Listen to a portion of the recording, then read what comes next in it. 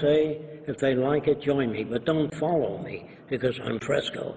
Listen to what I say. If it makes sense, do it. If it doesn't, question the hell out of it. Don't accept anything anybody says without putting it to test. A lot of activists today are complaining about the system, but they don't pose a workable alternative. That's the difference between the Venus Project and other people who are beginning to state now that there are problems in the society, but they don't say how to eliminate those and what type of society can you have. They don't look at it that way. They look around the problem, but they don't pinpoint that the monetary system itself causes the aberrant behavior and the problems that we have today. I think we have the capability, if we use our resources intelligently, to take care of everyone. So the Venus Project advocates a different type of system. We look at what causes the problems and then devise a system so that we can bypass those problems. And we call that a resource-based economy, where all the Earth's resources are held as the common heritage of all the Earth's people. We feel no other way will solve the problems that we have today. And that means that we make goods and services available to everyone without money, barter, credit, servitude, taxation of any kind. And we can do that today with our technology. So there's no single nation I uphold. I think they're all basically corrupt, because my allegiance is to the earth and all the people of the world. We now have the capability of supplying all human need without a job. If you don't want war, most crimes, unemployment, all the conditions that you have today, you must eventually declare all the Earth's resources as the common heritage of all the world's people, and take away all the artificial boundaries that separate people.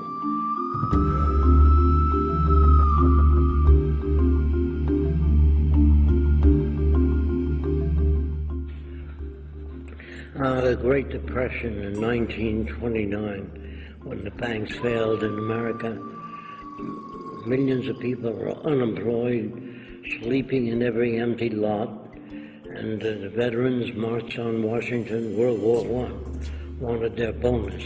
The government couldn't give it to them. So they were sleeping all around the Capitol. And they didn't look good. So the government said, get them out of there. To Douglas MacArthur, who I think was a captain. He asked them to leave. They said, not till we get our pension. So they didn't leave, and he threw tear gas at the veterans. Not he, but the Army. And to me, that didn't look right. And it didn't look right to see, when the banks failed, all these 15 million Americans sleeping in every empty lot. And the stores had radios, television sets, not television, but they had radios, controllers, and people didn't have the money to buy them. The banks failed.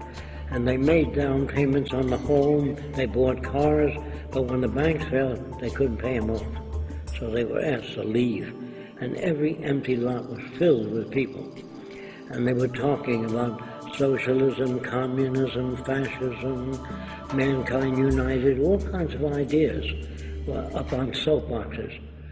So as a kid, I was listening to all these ideas.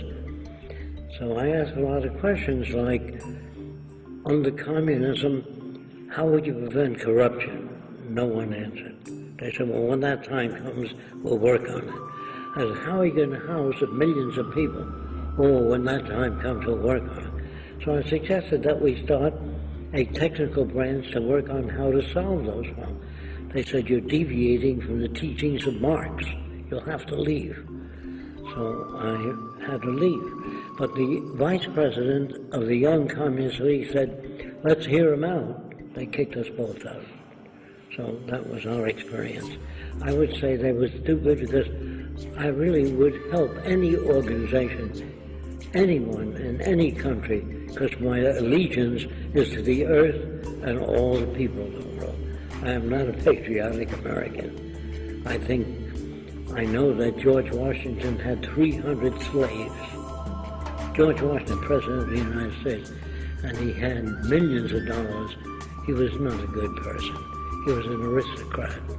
And you couldn't vote in America unless you owned land in the old days. unless you're a property owner. And so I saw every inch of the way fights for women's rights, black rights, international cooperation, everything. They had child labor in America, children working in factories Saturday, Sunday, no day off. And people marched for the rights, always marching for the rights. And I didn't understand why the government was not at the forefront of knowledge. Like when you fly in an airplane, you don't have the right to pilot, tell him you've been flying at an angle for 2 hours, straighten up. He knows his business. The people in Washington should know history of civilization, education, restoring the oceans, oceanographers, but they're all businessmen and politicians, and they know nothing. So I tried asking them questions. I said, how would you prevent forest fires? I don't know. How would you grow more food for people? I don't know. How would you prevent automobile accidents? I don't know. So I figured maybe politics was good 100 years ago, but today our problems are technical. Everything that you have today, electric lights, washing machine, television, airplanes, all technical. And people say to me, you want to give people things for nothing. I said, look, if you're born in any developed country, you got the telephone, the automobile, the airplane. You didn't make any of those things. You got it for nothing. Does it hurt you? No. So I think we have the capability, if we use our resources intelligently, to take care of everyone, including, I believe that the industrialists and the capitalists will live far better under the Venus Project than they do under the present system.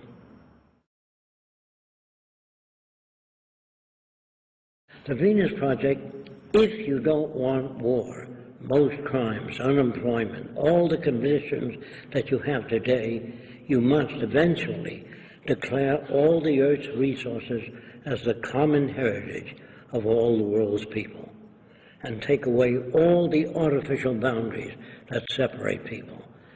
In that way, before that, ask questions like, where did America get America from? They took it from the Indians, killed a lot of Indians, starved 50 million buffalo, and forced the Indians into the desert. Then we took California by force and violence, and New Mexico from Mexico.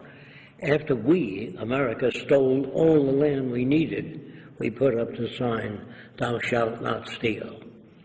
So I think that's true of England, France, Germany. All nations took land from other nations that were stronger. So there's no single nation I uphold. I think they're all basically corrupt because of the nature of money. For example, if I owned a factory and I had a faster method of producing than you did, if I share it with you, I would lose my competitive edge. Do you understand that?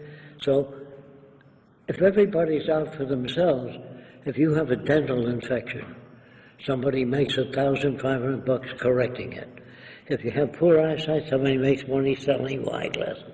The whole damn thing is predatory to me. It doesn't look sane. It looks unsane, not insane. Unsane means if you're brought up that way.